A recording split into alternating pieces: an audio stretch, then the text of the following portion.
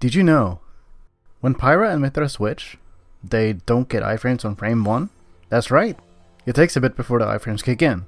If you have ever wondered why Ciel got hit by something when switching, this is why. Hello everyone, welcome to another video. Whether you're old or new, I'm glad to see you.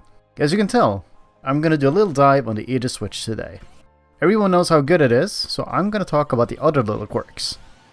As I mentioned earlier, the iframes start a bit later than you'd expect. Yes, I'm gonna get into frame data again.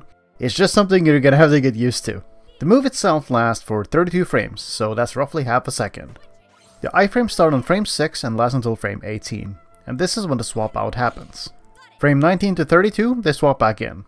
Unlike Pokemon Trainer Switch, Pyra and Mythra don't get iframes on frame 1, and you have to switch earlier than you think to dodge attacks.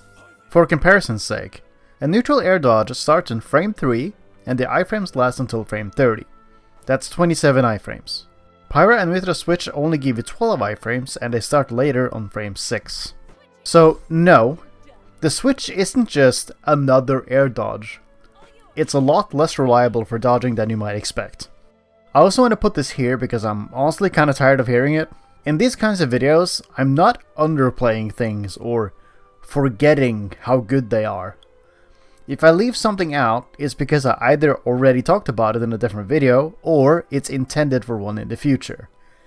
It's simply not in the video scope, and frankly, it's not relevant to what I'm talking about. Okay? Okay, back to the topic at hand. What makes the frame data so interesting is that you, as the Aegis player, have to assess when to switch and when to air dodge. Are the switch iframes going to be good enough, or should I air dodge instead? Do I want to switch now so I can use my air dodge as a resource later? Yeah, this is actually important. It's a risk assessment that you have to learn as you go. Unfortunately, picking the wrong option will get you killed most of the time. With Mythra, you get another layer added to the whole conundrum. Because if you air dodge with her, you risk triggering Foresight by accident. I see this happen all the time with so many different people. We all know how devastating it can be. And that's because Mythra's air dodge has the same problem as switching. Yes, that's right. Say it with me, folks. The iframes don't start until frame 6.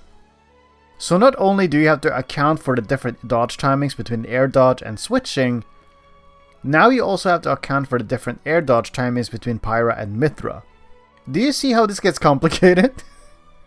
Especially with the added caveat of switching having a decent amount of end lag once Pyra and Mythra reappear. Yes, I'm talking about calling out the switch and just hitting them. What do you mean hitting them is impossible? Skill issue! Skill issue, I say! This is the part where you treat switch as a regular air dodge, wait for it, and then swat them out of the sky.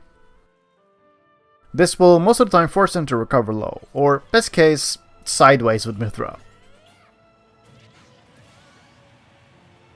So yeah, switching is a bit more complicated than you may think, and I hope I managed to enlighten you all at least a little bit. If you liked what you saw, I have more videos you can watch right here. And if you really like what I do, you can support me by becoming a member. For a little fee, you get badges, emotes, early access to guide videos, and access to the community Discord where we chat, share memes, and play together. With that said and done, thanks for watching, and take care.